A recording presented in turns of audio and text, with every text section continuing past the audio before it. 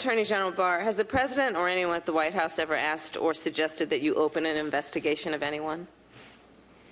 I wouldn't. Yes or no? Could you repeat that question? I will repeat it. Yeah.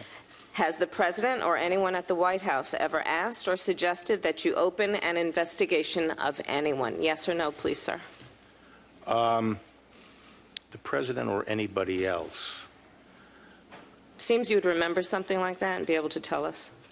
Yeah, but I'm trying to grapple with the word suggest. I mean, there have been discussions of matters out there that they have not asked me to open an investigation, but Perhaps they've suggested? I don't know. I wouldn't say suggest. Hinted?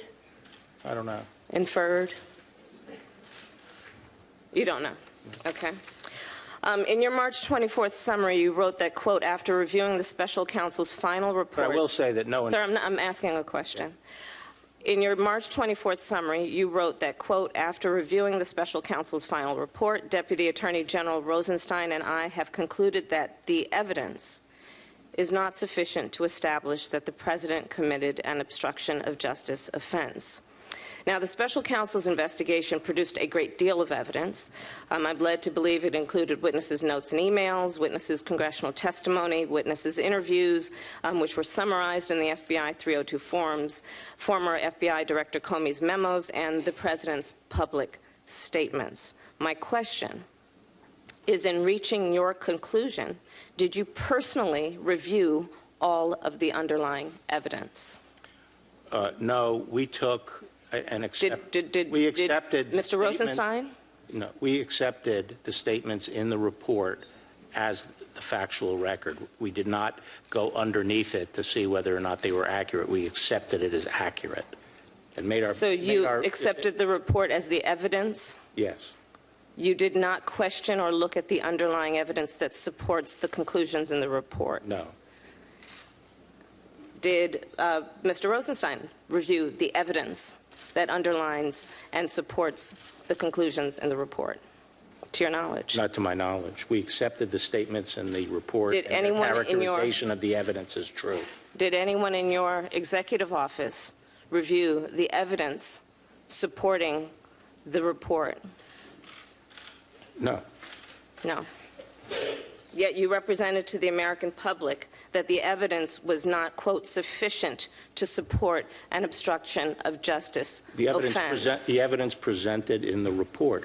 This is not mysterious process. In the Department of Justice, we have pros memos and declination memos every day coming up, and we don't go and look at the underlying evidence. Sir, would you support take the characterization of the evidence as true? As the Attorney General of the United States, you run the United States Department of Justice. If in any U.S. attorney's office around the country, the head of that office, when being asked to make a critical decision about, in this case, the person who holds the highest office in the land, and whether or not that person committed a crime, would you accept them recommending a charging decision to you if they had not reviewed the evidence? Well, that's a question for Bob Mueller. He's the U.S. attorney. He's the one who presents the report.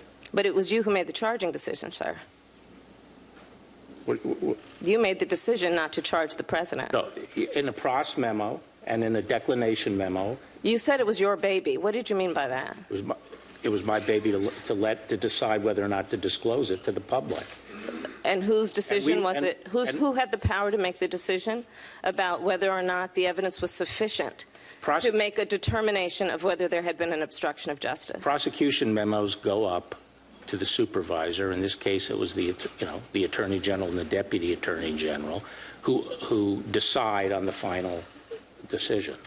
And that is based on the memo as presented by the U.S. Attorney's Office. I think you've made it clear that you've not looked at the evidence. We can move on. I think you've made it clear, sir, that you've not looked at the evidence, and we can move on. Will you agree to consult career DOJ ethics officials about whether your recusal from the 14 investigations that have been discussed by my colleagues is necessary? I don't see any basis for it. I already consulted with them, and You have consulted with them about the 14 other investigations? about the Mueller case. Have you consulted with the career DOJ ethics officials about the appropriateness of you being involved or recusing yourself from the 14 other investigations that have been referred out? On what basis? Conflict of interest, clear conflict of interest. What's my conflict of interest? I think the American public has seen quite well that you are biased in this situation and you've not been objective, and that would arguably be the conflict of Well, interest. I haven't been the only decision maker here. Now, let's take the Deputy Attorney General, Rod Rosenstein, who was approved by this Senate 94-6 with specific discussion on the floor that he would be responsible for supervising the Russian investigation. I'm glad you brought up that. Okay? That's a And great he has topic. 30 years experience, and we had a number of senior prosecutors in the department involved in this process, both career and non-career. Yes, I've read all the agreed on process, the sir. disposition. I have another question.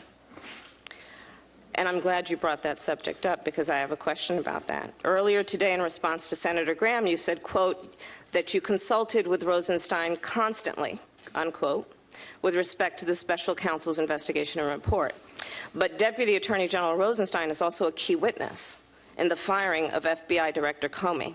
Did you consult Well, that's with I'm not finished. Yeah. Did you consult with DOJ ethics officials before you enlisted Rod Rosenstein to participate in a charging decision for an investigation, the subject of which he is also a witness? My understanding was that he had been cleared already to participate in it by the. So you had consulted with them and they cleared it? No, I think they cleared it when he took over the investigation. Did you That's my consult? understanding. You don't know whether he's been cleared of a conflict of interest? He would be participating if there was a conflict of interest. So you're saying that it did not need to be reviewed by the career ethics officials in your office? I believe to it determine was. if it was appropriate? Well, I believe it was reviewed, and I And what would was the also point finding? out this seems to be a bit of a flip-flop because when the president's supporters Sir, were the challenging flip-flop, I think, in this Rosenstein. case is that you're not answering the question directly. What? Did the ethics officials in your office, in the Department of Justice, review the appropriateness of Rod Rosenstein being a part of making a charging decision on an investigation which he is also a witness in? Yeah, so as I said, my understanding was he had been cleared, and he had been cleared before I arrived.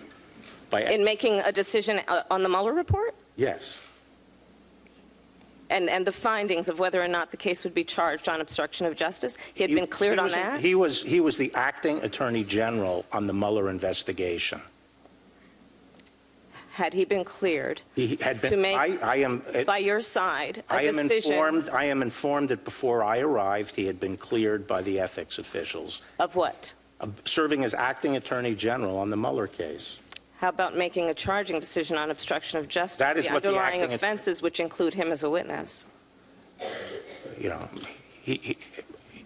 that's what the acting attorney general's job is. To be a witness and to make the decision about being a prosecutor? Well, no, but to make charging decisions. I have nothing else. My time is right out.